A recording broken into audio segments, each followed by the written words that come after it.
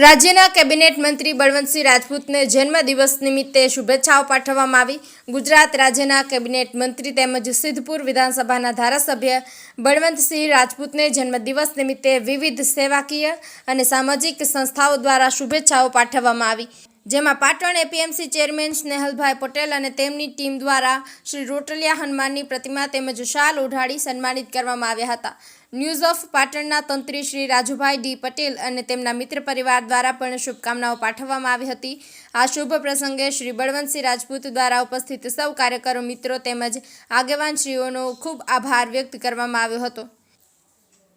ભરત L Joshi સાથે Rajubhai D Patel, news of Patan.